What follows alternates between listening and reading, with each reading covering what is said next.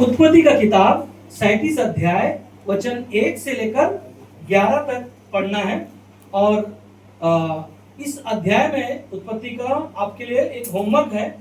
इस उत्पत्ति का 37 अध्याय से लेकर 45 अध्याय तक ना आपको ये घर में पढ़ना है। और मैं सिर्फ उत्पत्ति का 37 अध्याय वचन 1 से लेकर 11 तक पढ़ूंगा। सब लोग ठीक है? Hallelujah hallelujah. याकूब तो कनान देश में रहता था, जहां उसका पिता परदेसी होकर रहा था। याकूब के वंश का वृतांत यह है। यूसुफ 17 वर्ष का होकर अपने भाइयों के संग भेड़ बकरियों को चराता था, और वह लड़का अपने पिता की पत्नी बिल्ला और जिल्पा के पुत्रों के संग रहा करता था, और उनकी बुराइयों का समाचार अपने पिता के पास पहुंचाया करता था। इज़राइल अपने सब पुत्रों से बढ़ के यूसुफ से प्रीति रखता था, क्योंकि वह उसके बुढ़ापे का पुत्र था, और उसने उनके लिए रंग बिरंगा अंगरखा बनवाया। परंतु जब उसके भाइयों ने देखा कि हमारा पिता हम सब भाइयों से अधिक उसी से प्रीति रखता है, तब वे उससे बैर करने लगे और उसके साथ ठीक से बात भी नहीं करते थे। यूसुफ ने एक स्वप्न देखा और अपने भाइयों से उसका वर्णन किया। तब वे उससे और भी देश करने लगे। उसने उनसे कहा, जो स्वप्न मैंने देखा है उसे सुना। हम लोग खेत में पूले बांध रहे हैं, और क्या देखता हूं कि मेरा पूला उठकर सीधा खड़ा हो गया। तब तुम्हारे पूलों ने मेरे पूले को चारों तरफ से घेर लिया और उसे दंडवत किया। तब उसके भाइयों ने उससे कहा, क्या सचमुच तू हमारे ऊपर राज्य करेगा, या क्या सचमुच तू हम पर प्रभुता करेगा? इसलिए वे उसके सपनों और उसकी बातों के कारण उससे और भी अधिक बैर करने लगे। फिर उसने एक और स्वप्न देखा और अपने भाइयों से उसका भी यह वर्णन किया। सुनो, मैंने एक स्वप्न देखा है कि सूर्य और चंद्रमा और 11 तारे मुझे दंडवत कर रहे हैं। इस स्वप्न का उसने अपने पिता और भाइयों से वर्णन किया। तब उसका पिता ने उसको डांट कर कहा, यह कैसा स्वप्न है जो तूने देखा है? क्या सचमुच मैं और मेरी और तेरी माता और तेरे भाई सब जाकर तेरे आगे भूमि पर गिरकर दंडवत करेंगे? उसके भाई उससे डाह करते थे, पर उसके पिता ने उसके उस वचन को स्मरण रखा। आइए प्रार्थना करते। प्रभु यीशु, हमारी विनती प्रार्थना आज के सुंदर से समय के लिए, सुंदर से दिन के लिए जो आपने दिया प्रभु, इन वचनों के द्वारा और आज के संदेश के द्वारा प्रभु आप हम सभी से बातें करना, हमारे दिल मन को तैयार रखना प्रभु। पवित्र आत्मा के द्वारा आप हम सभी से बातें करना प्रभु यीशु, आपके नाम में मांगते हैं, आमीन आमीन हालेलुया। परमेश्वर भला है, परमेश्वर अच्छा है, परमेश्वर सुंदर है, परमेश्वर प्रेमी है। परमेश्वर आपको हमसे उसने वादा किया, और उसका प्रेम है हमारे लिए, आपके लिए, जो इस दिन को परमेश्वर ने हमें दिया और पूरे सप्ताह में संभाला, सुरक्षित लेकर आया। इसके लिए परमेश्वर को एक जोरदार ताली देंगे। Hallelujah hallelujah hallelujah hallelujah hallelujah. आवाज नहीं आ रहा था इसके लिए। याद रखना, परमेश्वर के वचन के साथ बने रहो। किसके साथ? और मेरे साथ भी बने रहो, क्योंकि वचन कौन सुना रहा है ना? मेरे द्वारा परमेश्वर बातें करेगा। क्या हम तैयार हैं? हालेलुया। हम देखते हैं कि इस कहानी को, आपने वचन को जो पढ़ा, इस कहानी में आपने ध्यान दिया, याकूब का बेटा है यूसुफ, और यूसुफ याकूब के कितने पुत्र थे? 12 पुत्र थे। और याकूब यहाँ पर सबसे 12 बेटों में से सबसे छोटा, और ये चरवाही का काम कर रहा है, भेड़ बकरी चराने का काम कर रहा है। और यूसुफ के पास जो इनके माँ का नाम मालूम है कौन है? राहेल। ये राहेल का पुत्र यूसुफ है। और यूसुफ जो एक स्वप्न देखा। क्या स्वप्न देखा? भाइयों के साथ खेत में वो पूले बांध रहा था और कह रहा था कि सारे पूले मेरे जो थे वो ऊपर उठाए गए, और कुछ पूले जो है दंडवत कर रहे थे। और इसका मतलब जो था, इसका उदाहरण यूसुफ ने इस कहानी को अपने भाइयों को बताया और भाइयों ने क्या कहा? हाँ, भाइयों ने कहा कि हाँ, ये कैसे हो सकता है, तो सबसे छोटा है। फिर उसने एक और स्वप्न देखा। उस स्वप्न को क्या देखा कि 11 तारे क्या हो रही हैं? हाँ, दंडवत कर रही हैं। और ये बातें जो यूसुफ जब ये बातें अपने भाइयों को और अपने पिता को इन बातों से जो बातें कर रहा था, तब उसने देखो यहाँ पर उसका पिताजी क्या कहता है 37:10 में, इस स्वप्न का उसने अपने पिता और भाइयों से वर्णन किया। तब उसका पिता उसे डांट कर कहा, यह कैसे स्वप्न है जो तूने देखा है? क्या सचमुच मैं और तेरी माता और तेरे भाई सब जाकर तेरे आगे भूमि पर गिरकर दंडवत करेंगे? ये कैसा है? ये बातें सुनकर उसका पिता ने जो वचन का क्या किया? आदर किया, सम्मान किया। और यही है जो यूसुफ जब ये सपनों का अर्थ देखकर, इन बातों को सुनकर और अपने पिता को बताकर, यहाँ पर उसके पिता ने उसके भाई जो जंगल में भेड़ बकरी चरा रहे थे, उनके लिए वो यूसुफ खाना लेके जा रहा था। तब उनके भाइयों ने देखकर कहा, देखो मेरा छोटा भाई सपना देखने वाला, और इसके सामने हम झुकने वाले हैं। और ये बातें उनके भाइयों ने समझ नहीं पा रहे थे उस समय, मगर उनके भाइयों ने आपस में प्लान बनाया, देखो स्वप्न देखने वाला में हमारा भाई जो है वो आ रहा है, क्यों ना इसको हम लोग ना खड्डे में डाल दे और मार दे। और ये बातें जब उनको बताया गया तो उनके भाइयों ने उनको प्लान बनाया और बना के उनको खड्डों में डाल दिया गया। यूसुफ के जीवन के बारे में आपको बता रहा हूं कि यूसुफ एक परमेश्वर ने जो स्वप्न देखा था, परमेश्वर का वो दर्शन क्या कर रहा था, अपने भाइयों को और अपने पिता को बताया, पर उनके भाइयों ने, उनके पिता ने इस दर्शन को समझ नहीं पाए, परंतु उनके भाइयों ने षड्यंत्र रचा और उसे खड्डे में डाल दिया गया। उसके बाद में उसने उन लोगों ने, उनमें से एक भाई जो था, बड़ा भाई था, उन्होंने बोला कि एक काम करते ना, उनको हम खड्डे में नहीं डालते, इसको एक काम करते, इस्माइलियों को जो रास्ते में जा रहे थे वहां पर उनको बेच दिया और बेच देंगे, और उनको बेच दिया। और बेचने के बाद और उन्होंने बोला कि अगर उनका पिता ही पूछेंगे तो उनके पास अंगरक्षा जो कपड़ा पहनाया था, यूसुफ के पास वो कपड़े पहने था, क्योंकि यूसुफ जो था बहुत सारी बातें अपने पिता को बताता था और बहुत ही लाडला ये बेटा था। और यूसुफ को वहां पर उन्होंने बेच दिया। अब बेचने के बाद उनके भाइयों ने उनका अंगरक्षा कपड़ा लेकर बकरे का लहू लगाकर पिता को उन्होंने भेज दिया कि हमारा जो छोटा भाई था वो क्या हो गया, मर गया। और ये जब यूसुफ के जीवन से हम लोग देखते हैं कि जब उसको भेज दिया गया, यहाँ से जब जहां पर वो गया रहने के लिए, वहां पर रखा गया, वहां पर वो बहुत सारे राजमहल में उसको जो काम मिला था वो विश्वास योग्य से काम कर रहा था। मगर वहां का जो राजा का पत्नी था, वो पत्नी का नाम क्या था, कितने लोगों को मालूम है? पोतीपर की पत्नी, याद है? वो पोतीपर की पत्नी उसको बहुत ही सुंदर लग रहा था। यूसुफ बहुत सुंदर था क्योंकि गुणगान था उसका रूप जो था परमेश्वर के कार्यों में इस्तेमाल होने वाला उसका जीवन था। और उसने उस पत्नी ने उसको देखकर उसके साथ में शारीरिक संबंध बनाने के लिए उसे आगाह किया, मगर उसके साथ कौन था? परमेश्वर था। कौन था? परमेश्वर उसके साथ था। और परमेश्वर ने उसके जीवन को जो इस्तेमाल कर रहा था, और उसने उसको वहां से भागा।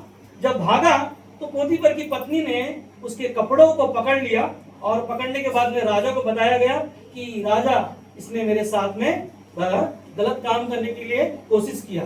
यूसुफ को वहां पर जो राजमहल में जो काम मिला था, वो काम को छोड़ उसको जेल में डाल दिया गया। और जेल में डालने के बाद, मैं उसकी कहानी को बता रहा हूँ, आगे आपको पढ़ना है, इसीलिए हमने बताया आपको कि उत्पत्ति का 37 अध्याय से लेकर 35 अध्याय तक ये आपको पढ़ना है इस कहानी में। जब यूसुफ को जेल में डाल दिया गया, और जेल में रहने के बाद वहां पर राजा ने वहां पर भी एक सपना देखा था।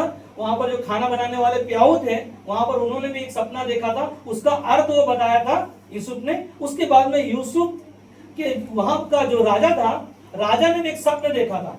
वो स्वप्न देखने के द्वारा उसका उत्तर कोई भी वहां पर दे नहीं पा रहा था। तो यूसुफ को वहां पर वो राजा ने उसको बाहर निकाला, और राजा ने यूसुफ को जब बाहर निकाला, और बाहर निकालने के बाद में यूसुफ को वहां का प्रधानमंत्री बनाया गया। हालेलुया। ये कहानी आपको मैंने सिर्फ आपके पास ये चित्र को रखा, और इस कहानी का जो शीर्षक है जो आज का है, अपने जीवन में हार मत मानो। सुन रहे हैं?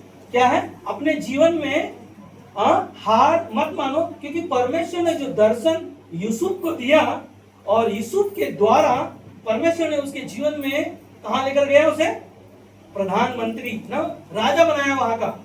ये संदेश जो है हमारे लिए, आपके लिए बहुत ही महत्वपूर्ण जो संदेश है कि कई बार हमारे आपके जीवन में ना समस्याएं आती हैं, दुख आते हैं, बीमारियां आती हैं, हम कई बार हार मानते हैं, बस अब नहीं होगा, अब कुछ नहीं कर पाएंगे। कई बार हमारे अंदर ये सारे विचार होंगे। मगर ध्यान दो, यूसुफ को परमेश्वर ने चुना है, और परमेश्वर ने जो दर्शन दिया और उसे उसने क्या किया? पूरा किया। हालेलुया। आज यीशु मसीह हमारे लिए, आपके लिए कई बार हमारे आपके जीवन में वो गवाहियां लेकर आता है। कई बार हमारे लिए, आपके लिए वो इस धरती पर हम गवाहियों को सुनते हैं, उसके कार्यों को देखते हैं, उसके चमत्कारों को देखते हैं, और उसके भाइयों ने जो उसके साथ जो कार्य किया। बहुत सारे लोग ऐसे जीवन में हैं, लोगों के जीवन में। पर एक ही चीज है, जो परमेश्वर ने हमें और आपको चुना, तो हमें भी वो इस्तेमाल करेगा। Hallelujah, hallelujah. हम देखते हैं इब्रानी 10:35 में कहता है, इसलिए अपना हियाव ना छोड़ो। सुन रहे हैं? क्या कहता है? कहता है कि इसलिए अपना हियाव ना छोड़ो, क्योंकि उसका प्रतिफल बड़ा है। हालेलुया। यूसुफ के जीवन में जो दुख आया, जो उसके भाइयों के द्वारा और पोतीफर की पत्नी के द्वारा, और उसे जो खड्डे में डाला गया, वो सारी विपत्तियों से उसने क्या किया? हार नहीं माना। उसके साथ कौन था पता है? परमेश्वर था। क्या आज आपके पास और हमारे पास परमेश्वर है? हालेलुया। क्या कहता है कि तुम इसमें हियाव ना छोड़ो, क्योंकि उसका प्रतिफल जो है तुम्हारे लिए, हमारे लिए बहुत ही बड़ा है।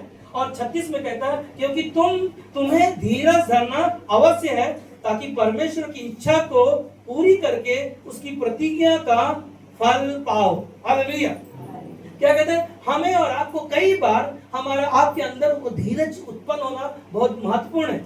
अगर हम धीरज नहीं रखते, कई बार हम खुद कई बार गलतियां करते हैं, और उसका प्रतिफल जो परमेश्वर हमें देने वाला है, कई बार हम उससे क्या बोलते हैं, उसे भूल सकते हैं। मगर परमेश्वर का वचन जो हमें याद दिलाएगा कि परमेश्वर की इच्छा क्या है, हमें परमेश्वर की इच्छा को जानना, क्योंकि उसने जो वादा किया हमारे लिए, आपके लिए, वो अनंत का वादा है।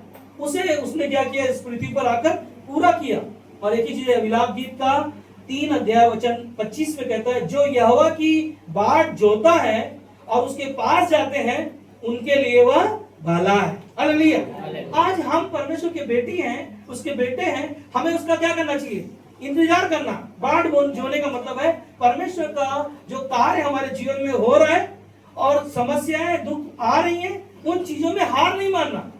अपने पड़ोसी से बोलो, हार नहीं मानना है, परमेश्वर आपके साथ है। ध्यान दो, परमेश्वर आपके साथ है, हमें हार नहीं मानना। परमेश्वर की बाट को जोते रहो, इंतजार करते रहो, धीरज रखो अपने जीवन में। और विलाप गीत का 3:26 में कहता है, यहोवा से उद्धार पाने की आशा रखकर चुपचाप रह, और भला है। क्या कहता है ना कि यहोवा से उद्धार पाने की आशा रख और चुपचाप रह। आपका, हमारा परमेश्वर, कई बार हम सोचते हैं कि क्या होगा, कैसे होगा, मगर आपका उद्धार करता प्रभु यीशु मसीह है, जो हमारे लिए, आपके लिए स्वर्ग छोड़कर इस धरती पर आया, हमारे आपके पापों के लिए स्वयं उसने क्रूस पर जान दिया, और उसने तीसरे दिन मुर्दों में से जी उठा। और यीशु मसीह ने कहा कि मेरे पिता के घर में बहुत सारे रहने के घर हैं, यदि ना होते मैं तुम्हें नहीं बताता। और वही यीशु मसीह एक दिन फिर से वापस आने वाला है। और क्या हम तैयार हैं? हालेलुया। क्या हम तैयार हैं? क्योंकि वही हमारा उद्धार करता है। वो कहता है चुप रहना भला है, क्योंकि हमारे आपके लिए, हमारे आपके जीवन के लिए। कई बार हम हार मानते, याद है मिस्र से मूसा ने मिस्र से सारे लोगों को छुड़ाकर लेकर आया। वहां पर मिस्र के लोग मालूम है कितने लोग थे? 6 लाख लोग थे। उनको जब कैद से वहां से छुड़ाकर लेकर आया, सारे लोग क्या कर रहे हैं वहां पर? ध्यान दो ना, वहां पर देख रहे हैं आगे लाल समुद्र आ गया, पीछे कौन है? फिरौन की सेना।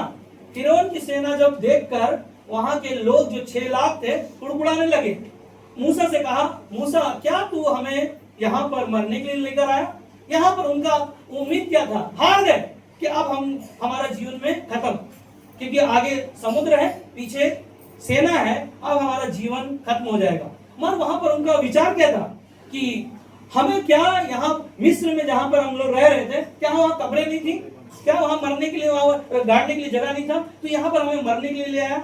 मूसा ने कहा, परमेश्वर के पास जाकर वापस आया तो क्या कहा कि तुम खड़े खड़े परमेश्वर के उद्धार के दर्शन को देखोगे। हालेलुया।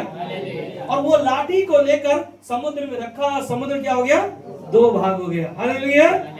कितना बड़ा उनके जीवन में वो हार था कि मृत्यु उनके पास थी, उनके करीब थी, उनका जीवन खत्म था। मगर परमेश्वर कैसे लोगों के लिए क्या करता है? उपाय करता है। कैसे उपाय करता है? उसका नाम यहोवा जायरा परमेश्वर है। वो हर एक चीजों का प्रबंध करने वाला परमेश्वर है। वो हर समय आपसे हमसे वो प्रेम करने वाला परमेश्वर है। इसीलिए परमेश्वर ने इस दुनिया से इतना प्रेम किया कि अपना इकलौता पुत्र यीशु मसीह को हमारे लिए, आपके लिए दे दिया। और जो कोई इस पर क्या किया? आवाज नहीं आ रहा है? क्या किया? विश्वास किया। जो कोई उस पर विश्वास किया, बाइबल कहता है कि वो नष्ट नहीं होगा परंतु अनंत काल का जीवन पाएगा। हालेलुया। क्यों ना परमेश्वर की एक जोरदार ताली देंगे। हालेलुया। यीशु मसीह हमारे लिए, आपके लिए अनंत काल का जीवन देने वाला परमेश्वर है। कई बार आपने देखा होगा पेड़ को, कई बार आपने देखा पेड़ को गांव में क्या करते? काट के ना लकड़ी लेकर लोग चले जाते, अपना काम करके उनको हो जाता है। पर वो पेड़ जड़ से नहीं निकलने के द्वारा, वापस वो पेड़ में क्या होता है? वापस पेड़ में से वो जड़ें निकलेंगी, जड़ों में से क्या होंगे? अंकुर निकलेंगे। अंकुर निकलने के बाद में वापस पेड़ में वो फल लगना शुरू हो जाता है। सोचो कि उनका मकसद क्या था? पेड़ को काट लेकर फेंक देना, अपने काम में इस्तेमाल करना। मगर वो पेड़ जो जड़ में लगा हुआ है, उनका जड़ में से क्या है? वो क्या दिखाई दे रहा है? अंकुर दिखाई दे रहा है। हालेलुया। आज हमें और आपको उसकी जड़ पकड़ना वो जरूरी है। अगर हमारे आपके पास वो जड़ नहीं है तो कई बार क्या होंगी पता है? हमारे अंदर से जो अंकुर निकलने वाले हैं, वो सामर्थ निकलने वाला है, चंगाई निकलने वाला है। परमेश्वर का जो हमारे अंदर जो सामर्थ है, वो सारी चीजें परमेश्वर हमारे द्वारा ही करने वाला है। क्योंकि परमेश्वर का वचन कैसा है? इब्रानी 4:12 में परमेश्वर का वचन 2 धारी तलवार से भी क्या है? चोखा है। वो गांठ और गुदे को क्या करता है? अलग करता है और आर पर छेदता है। और जैसे जैसे आपके अंदर परमेश्वर का वचन जैसे हमारे अंदर जाएगा, परमेश्वर का सामर्थ, और उसी तरह वो बाहर निकल आएगा। इसीलिए हार ना मानना। हमारे आपके पास परमेश्वर का सामर्थ है, परमेश्वर हमारे आपके पास है। इसीलिए हमने देखा कि सदरक मेशक अबेदनगो को क्या कहा गया? राजा ने बहुत बड़ी मूर्ति को बनाया और सारे लोगों को कहा दंडवत होने के लिए। मगर सदरक मेशक अबेदनगो के अंदर क्या था? विश्वास था। क्या था? एक साथ बोलेंगे, क्या था? विश्वास ऐसा था कि परमेश्वर ने वहां पर उनके अंदर जो कार्य किया था, उनके अंदर जो विश्वास को देखा, और परमेश्वर ने उन कार्यों के लिए उनके जीवन को कैसे बचाया। उनके मन में क्या था? उस आग, राजा ने क्या बनाया था? आग का भट्टा बनाया था, आग की भट्टी को बनाया। जो लोग इस बनाए हुए के सामने अगर नहीं झुकेगा, उनको आग के भट्टे में डाल दिया जाएगा। उनके जीवन में वो हार था, पर उनके मन में क्या था? विश्वास था। कैसा विश्वास था? कि तेरे हाथ से बनाए हुए इस मूर्ति के सामने मैं ना झुकूंगा, मेरा परमेश्वर मुझे ना भी बचाए तो भी मैं क्या करूंगा ना, इसके तेरे सामने नहीं झुकूंगा। ये क्या था? ये उसके पास ना एक विश्वास का जीत था। और उन्होंने राजा ने जब झुका नहीं तो क्या हुआ? राजा ने आग को क्या किया? दुगना बढ़ा दिया। दुगना बढ़ाने के बाद क्या उनके पास वो हार था? उनके अंदर वो विश्वास था। मेरा परमेश्वर इस आग से ना भी बचाए तो भी मैं क्या नहीं करूंगा, दंडवत नहीं करूंगा। ये क्या था? उनके अंदर विश्वास था। सोचो कि उनका जीवन वहां पर खत्म हो गया था, बस आग की भट्टी में डाला गया था तीन को, और उसमें दिखाई कितने दे रहे थे? हालेलुया, हालेलुया, चार दिखाई दे रहे थे। यीशु मसीह स्वयं उनके लिए बचाने के लिए स्वयं वहां पर, राजा कहता कि हमने तो तीन को डाला था, ये चौथा कौन है?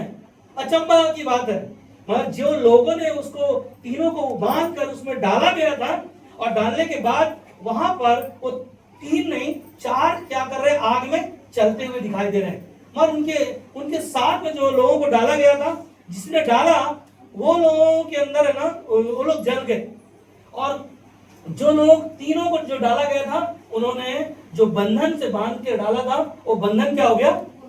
छुटकारा पाया। हालेलुया, वो बंधन है ना। संसार में कई बार हमारे लिए वो हार का बंधन होगा, मगर जीत के लिए यीशु मसीह ने क्या किया? उन्हें ना वो बंधन से छुड़ाया है। Hallelujah, hallelujah. परमेश्वर महान है, वही है छुड़ाने वाला, वही। इसीलिए यूहन्ना 8:32 में क्या कहता है कि सत्य को जानोगे, सत्य तुम्हें क्या करेगा?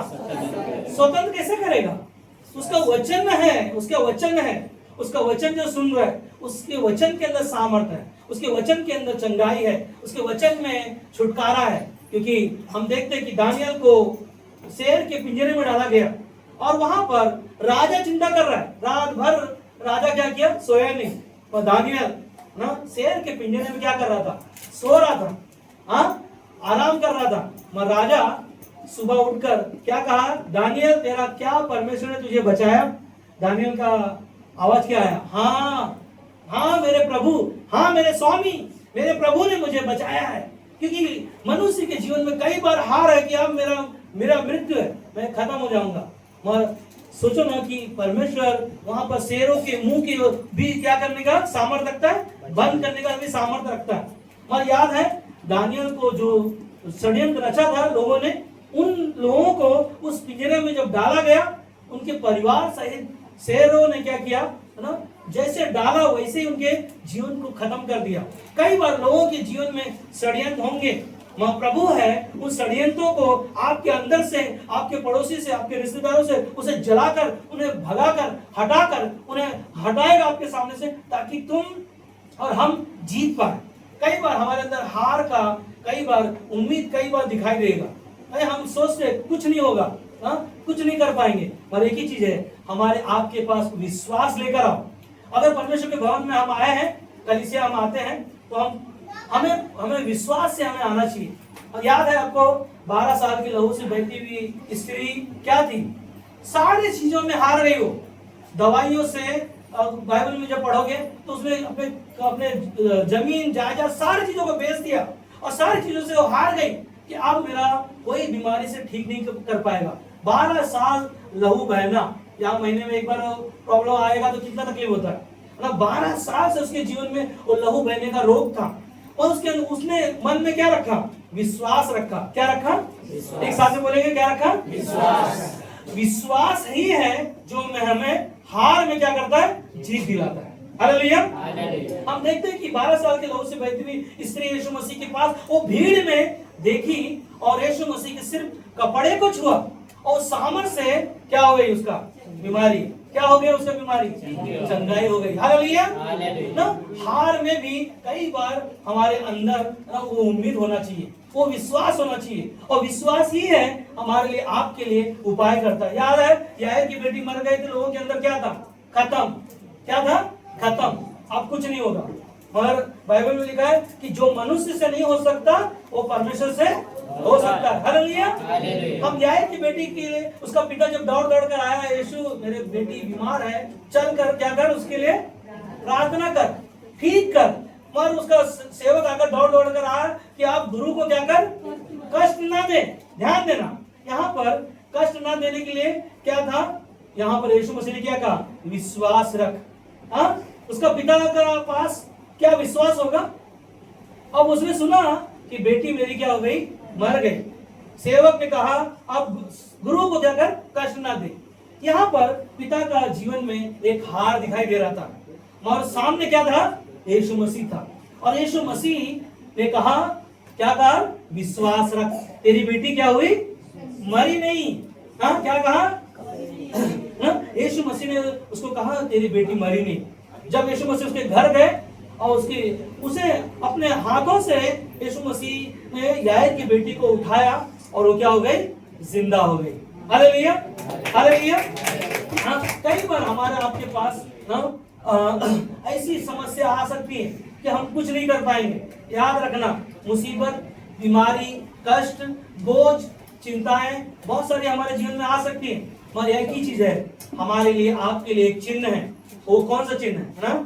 ये क्रूस का चिन्ह। याद है जब हम बीमार होते हैं कहां पर जाते हैं? डॉक्टर के पास। डॉक्टर के पास कौन सा चिन्ह रहता है ना? क्रूस का चिन्ह रहता है। और क्रूस का चिन्ह ही है जो हमारे लिए, आपके लिए रास्ता बनाता है, हमारे लिए, आपके लिए उपाय करता है। और वही है हमारे लिए, आपके लिए मार्ग, वही है हमारे लिए जीवन देने वाला, वही हमारे लिए रास्ता बनाने वाला, और वही हमारे लिए उपाय करता है। आप सोचो कितना भी पहाड़ समस्या लोगों के जीवन में आ जाए, आज दुनिया में बहुत सारे लोग हैं, बहुत सारे लोग हैं, और बाइबल में मैं एक चीज को और देखता हूँ कि साउल राजा के जीवन में देखता हूँ। साउल राजा के जीवन में बहुत बड़ा पहाड़ आ गया था, उसका नाम क्या था? गुलायत। गुलायत नाम का जो जायंट है, और वहां पर साउल राजा बहुत सारे सैनिकों को रखा है, सारी चीजों लोगों को रखा है, और कोई उनसे जीत नहीं पा रहा है।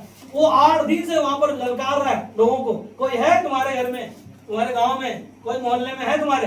हाँ, वहां पर साउल राजा जो था वो हार गया था वहां पर। अब कोई दिखाई नहीं दे रहा था, कोई आशा दिखाई नहीं दे रहा था, और वहां पर परमेश्वर ने दाऊद को भेजा। दाऊद वहां पर क्या लेकर आया था? पत्थर लेकर आया। कितने पत्थर थे उसके पास? उसके पास क्या था? 5 पत्थर और 1 गुलाल। गुलाल उसका, पत्थर उसका, निशाना किसका? परमेश्वर का। हालेलुया। और 1 निशाना में क्या हो गया? उसके गुलायत के सर को काट दिया।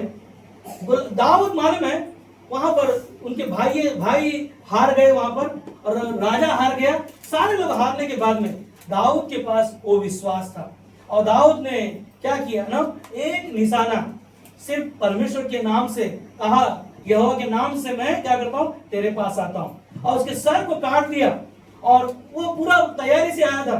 मालूम है पूरी तैयारी से 5 पत्थर क्यों लिया था? क्योंकि उसके और 5 भाई थे। वो चाहता था आज मैं पूरी तरह से ये हार जो है ना, जीत में मैं जीत कर आऊंगा। हालेलुया। उसने आज हमारे पास क्या बोलते हैं? कॉन्फिडेंस को क्या बोलते हैं हिंदी में?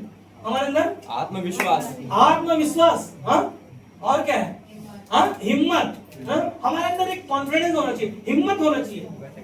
अगर हमारे पास हिम्मत है तो जो चीजें हम नहीं कर पाएंगे, जो चीजें नहीं हो पाएंगी, जो सोचते हम नहीं कर पा सकते, और मैं लायक नहीं हूँ, मुझसे नहीं होगा, मगर दाऊद ने वहां पर 5 पत्थर लेकर आया कि आज मैं पूरा खेल खत्म करूंगा। हालेलुया। पूरा तमाम राजा को दिखाऊंगा कि मेरा परमेश्वर जो है सर्व नामों में श्रेष्ठ उसका नाम है। हालेलुया। इसीलिए कई बार हम और आप है ना, उसके पास 5 पत्थर थे, गुलाल थी, मगर एक चीज याद रखना, निशाना किसका था? किसका था? किसका था? निशाना परमेश्वर का था। मतलब निशाना कई बार है ना चूक जाते हैं हम लोग ना, अगर हम ध्यान ना दें, कई बार है ना हम ध्यान ना दें तो निशाना चूक सकता है। कैसे? कोई है यहाँ पर ट्रेन गांव में जा रहा है और ट्रेन पकड़ना है और छूटने के बाद जाएगा? हाँ, कोई है यहाँ पर? छूटने के बाद कोई नहीं जाएगा। क्यों? टाइम से पहले जाएगा वहां पर। हाँ, टाइम से पहले मनुष्य जाएगा। क्यों? क्योंकि पता है कि ट्रेन 5 बजे का है, 3 बजे पहुंच जाएंगे, मगर अगर लेट गए तो क्या होगा? ट्रेन छूट जाएगी। कई बार हमारे आपके जीवन में ऐसे हो सकता है, निशाना चूक सकता है, हम हार सकते हैं। और याद रखना, खरगोश और मालूम है कछुआ का कहानी? कितने लोगों को मालूम है? खरगोश और कछुआ। कछुआ सोचता है मैं तो नहीं जीत पाऊंगा। खरगोश क्या सोचता है? आवाज नहीं आ रहा है। खरगोश क्या सोचता है? मैं जीतूंगा। खरगोश की चाल देखो ना, उसके अंदर चाल था, और खरगोश क्या हिम्मत हारा? हाँ, वो बोला ठीक है चल रेस हो जाए, और रेस होने के बाद में खरगोश सोचा अभी कछुआ आएगा आराम से, और क्या हो गया? सो गया। और सोने के बाद में क्या हुआ? कछुआ आगे निकल गया और जीत गया। कई बार, और आपने कई बार गौर किया, कछुआ से पहले खरगोश है ना, उसकी मृत्यु उससे पहले, खरगोश का मृत्यु पहले है, और कछुआ जल्दी मरता नहीं। हाँ, आप ध्यान देना कि यहाँ पर जीत के बारे में मैं बात कर रहा हूँ। एक कछुआ का अंदर आ सकता था कि मैं हार जाऊंगा, क्योंकि खरगोश बहुत तेज दौड़ने वाला है, मगर उसने हार नहीं माना। हमें वैसे ही, हमें हार नहीं मानना है। एक ही चीज है, आज का जो संदेश उनके लिए है जो हार मानते। सुन रहे? आज का संदेश जो उनके लिए है जो हार मानते। हार मत मानो, आगे बढ़ो। सुन रहे? हाँ, हार मत मानो, आगे बढ़ो। अभी भी हमारे पास अवसर है, अभी भी मौका है, अभी भी हमारे पास उम्मीद है, क्योंकि परिस्थिति को हम बड़ा सोचते हैं और परमेश्वर को कई बार हम लोग छोटा कर देते हैं। सुन रहे? हमारा परिस्थिति क्या है, हम लोग बड़ा कर देते हैं और क्या करते हैं, परमेश्वर को छोटा कर देते हैं। मगर बाइबल में लिखा है मत्ती की किताब में, विश्वास राय के दाने का बराबर भी रहेगा तो उस पहाड़ से कहो कि क्या होगा, उखड़ जा। कैसे उखड़ेगा? आपके अंदर क्या चाहिए? विश्वास चाहिए। आप ध्यान देना कि यूसुफ को जब परमेश्वर ने स्वप्न दिखाया, क्या वो स्वप्न को लेकर, वो दर्शन को लेकर पूरा नहीं किया? हमने देखा वो कहानी को, वो यूसुफ ने परमेश्वर की जो स्वप्न को देखा, उनके भाइयों ने उनके लिए षड्यंत्र रचा और उनके भाइयों को दिखाया कि परमेश्वर ने जो मुझे दर्शन दिया, तुम मेरे सामने दंडवत होगे। वो हुआ, क्योंकि यूसुफ को परमेश्वर ने जो लोग, अगर मुझे कोई दर्शन देगा, मुझे कोई बोलेगा ये काम करना है, चलो ये काम करो, हम लोग बोलेंगे अरे कैसे होगा, पैसे नहीं है, कौन मेरे साथ मदद करेगा, कौन मेरे साथ देगा। कई बार हम लोग सोचते हैं, पर एक चीज याद रखना ना, परमेश्वर हमेशा आपके साथ है, हमेशा आपके साथ है ना? मुझे इतना विश्वास है कि मेरे हर वक्त में परमेश्वर मेरे साथ है। इसीलिए हमारे अंदर कितना बड़ा विश्वास होना चाहिए? और नहीं आ रहा, कितना? राय के दाने के बराबर अगर विश्वास है तो उस पहाड़ को कहो ना। बीमारी हो सकता है हमारे लिए, कर्जा हो सकता है हमारे लिए, कई समस्याएं हो सकती हैं, कई पहाड़ हो सकते हैं हमारे लिए, और हमें क्या करना है ना, उसका सामना करना, डट के सामना करना। रोमियो 8:25 में कहता है, परंतु जिस वस्तु को हम नहीं देखते, यदि उसकी आशा रखते हैं तो धीरज से उसकी बाट जोते रहो। हालेलुया! धीरज से उसकी बाट जोते रहो। वो दिखाई नहीं दे रहा है, वो फिर भी वो काम कर रहा है। सुन रहे हैं? वो फिर भी काम कर रहा है, हमें दिखाई नहीं दे रहा है। मगर बाइबल में लिखा है कि यीशु मसीह कहता है कि धन्य है वो जो मुझे नहीं देखे फिर भी मुझे क्या करेंगे, विश्वास करेंगे। परमेश्वर की नजर में आप मूल्यवान हो, परमेश्वर की नजर में आप कीमती हो। हम कई बार हार सकते हैं, कई बार हमारा उम्मीद खत्म हो सकता है, मगर परमेश्वर 5 रोटी 2 मछली से जब 5000 लोगों को खिला सकता है, तो हमारे लिए, आपके लिए वो क्यों नहीं खिलाएगा, क्यों नहीं प्रबंध करेगा? क्योंकि परमेश्वर हमारा उठना बैठना हर एक चीज को जानता है। हमें क्या करना, उसकी बाट को जोते रहना, धीरज रखना। क्या करना? धीरज रखना। सब नहीं बोले, साथ में बोलो धीरज रखना। और उसकी बाट का मतलब है उसका इंतजार करना। इंतजार करो, इंतजार करो, हमें इंतजार करना है, हार नहीं मानना है। कई बार हम लोग हार मान जाते हैं। हाँ, एक माँ जब बच्चे को जन्म देती है, पीड़ा से जब दर्द होता है, क्या वो हारती है? हाँ, पिता को मालूम है उसका दर्द, और एक माँ को पता है कि कैसे मैं अपने बच्चे को जन्म दूं। और कई बार मालूम है सीजरिंग होता है, वो सीजरिंग ना होने के लिए एक माँ अपने बच्चे को बहुत सारे दर्दों से गुजरती है। वो दर्द पता है, यीशु मसीह ने हमारे लिए क्रूस पर दर्द को सहा।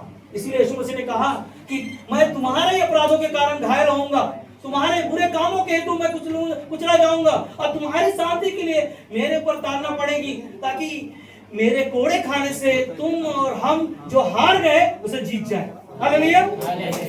शैतान को यीशु मसीह ने क्रूस पर उसको हराया, वो हराया, उसने पूरा काम कार्य किया। इसलिए हमें याद रखना ना, हमें याद रखना कि हमेशा याद रखना, बेहतरीन दिनों के लिए बुरे दिनों से लड़ना पड़ता है। सुन रहे? बेहतरीन अच्छा दिन देखना चाहते हो तो उन चीजों का सामना करना पड़ेगा। बिना सामना किए, बिना लड़ाई को लड़े हम जीत नहीं सकते। और एक आखिरी में एक कहानी है, जो पास्टर एक देश में गया और वहां पर 6 साल वो प्रार्थना करता रहा। कितने साल? 6 साल। ध्यान देना यहाँ पर, बोलो हालेलुया। यीशु मसीह की जय। राजाओं के राजा की जय। प्रभुओं के प्रभु की जय। आने वाले यीशु की जय। उसकी बाट जोते रहो। ध्यान दो, एक पास्टर 6 साल तक उस देश के लिए प्रार्थना करता रहा और कोई उम्मीद नहीं आया। वहां पर वापस लौट के चला गया। और क्या वहां पर जो पास्टर ने जो प्रार्थना कर रहा था, जो कार्य कर रहा था, क्या वो व्यर्थ जाएगा? वो मनुष्य का विचार है कि 6 साल हो गए, कुछ काम नहीं आ रहा है, कुछ दिखाई नहीं दे रहा। मगर एक चीज याद रखना कि 6 साल के बाद वहां पर दूसरा एक मिशनरी गया, सेवक गया, और वहां पर जब वो सुसमाचार का कार्य शुरुआत किया, और आज वहां पर क्या है मालूम है? बहुत सारी कलीसियां हैं। Hallelujah, hallelujah. प्रभु महान है। जो कार्य मनुष्य नहीं कर सकता वो परमेश्वर उसके द्वारा कराता है। हमने कई बार देखा होगा ना, बाम्बू का पेड़ देखा आपने? बाम्बू गांव में हम लोग देखते ना, बाम्बू का पेड़ को जब खेती होता है तो उसका खेती होने के लिए वो जब गाड़ा जाता है, खेती में गाड़ने के बाद में, पता है विदेश में खेती को गाड़ा गया था, बहुत पैसा लगाकर उसको खेत में डाला गया, और वो कई साल इंतजार कर रहे थे। इतना पैसा लगाया, सारी चीजें लगाया, और वो लोग क्या बोल रहे पता है? अब खत्म हो जाएगा, अब हमारा पैसा डूब गया, इतना साल हम लोगों ने सारी चीजों को किया, अब हमारा कोई काम में नहीं आएगा। मगर वहां पर उन्होंने क्या किया? जीसीबी मंगाया, और उस दिन क्या किया? सब उखाड़ने का प्लान किया। जब उखाड़ने का प्लान किया और कई साल हो गए, कोई उत्तर नहीं, बढ़ ही नहीं रहा है, वो पेड़ के बारे में लोगों को जानकारी नहीं। जब बढ़ नहीं रहा है तो वहां पर जीसीबी मंगाकर लोगों ने क्या किया? खोदने का प्लान किया। और जब प्लान करने के बाद में बोला, मालिक ने बोला 1 मिनट रुको, जीसीबी खोदने से पहले 1 मिनट रुको, एक बार मैंने इसको मेहनत किया, क्यों ना मैं इसको अच्छे से देख लूं और जान लूं। और उसने क्या किया? वहां पर खेत में जाकर एक चक्कर मारने के लिए गया। जैसे चक्कर मारने के लिए गया, वहां पर अंकुर दिखने लगे। हालेलुया।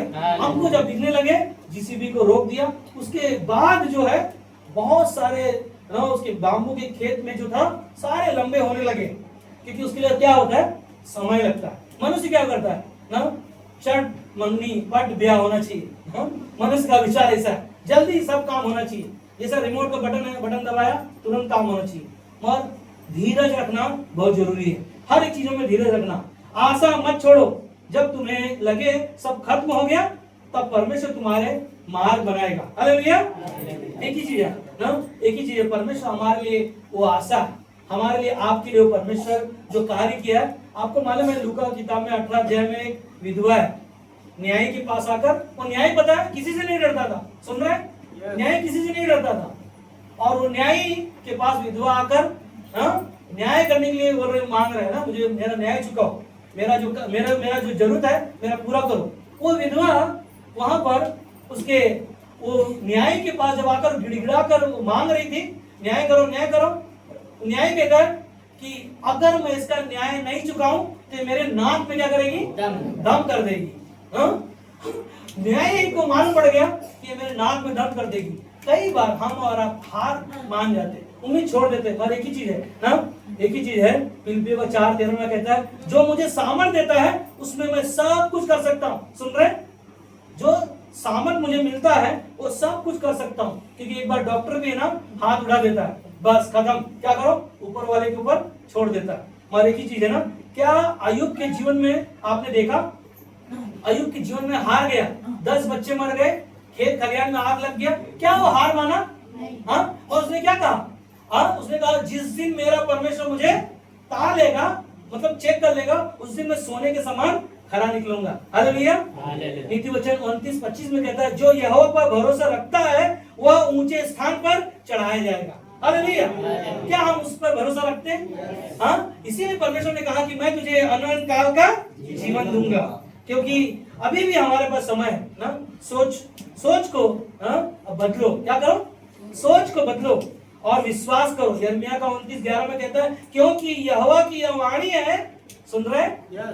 क्योंकि यहोवा की यह वाणी है कि जो कल्पना मैं तुम्हारे विषय किया हूं वह हानि के लिए नहीं, परंतु अंत में तुम्हारी आशा को क्या करूंगा? पूरा करूंगा। हालेलुया। इसलिए यूहन्ना का 6:16-33 में कहता है, ढाढ़स बांधो, मैंने संसार को जीत लिया। हालेलुया। ढाढ़स बांधो, उम्मीद रखो, विश्वास रखो, क्योंकि कोशिश करने वालों की हार नहीं होती है। नई सोच हमारे अंदर उत्पन्न होगा। आज का जो संदेश जो हमने सुना है, जो मुसीबतों के समय में यीशु की ओर क्या करना, ताकते रहना। क्या करना, जैसे हमने देखा यूसुफ के जीवन में जो उसके भाइयों ने कार्य किया और कार्यों के द्वारा उन्होंने उनको मारने का प्लान किया, उनको जेल में डाला गया, पोतीफर ने उसको बेविचार करने का आरोप लगाया, सारी चीजों से, मुसीबतों से वो जब गुजरा, अंत में परमेश्वर ने उसे वहां का प्रधानमंत्री बनाया। क्या यिर्मयाह का 29:11 में लिखा है कि जो कल्पना परमेश्वर हमारे आपके विषय में करता है वो अंत में क्या किया, पूरा किया। हालेलुया। इसीलिए हम अपने जीवन में हार मत मानो। परमेश्वर ने जो योजना, जो दर्शन दिया है, जो कार्य और जो आपने विचार किया है, परमेश्वर उसे पूरा करेगा। हालेलुया, हालेलुया, आमीन। आइए।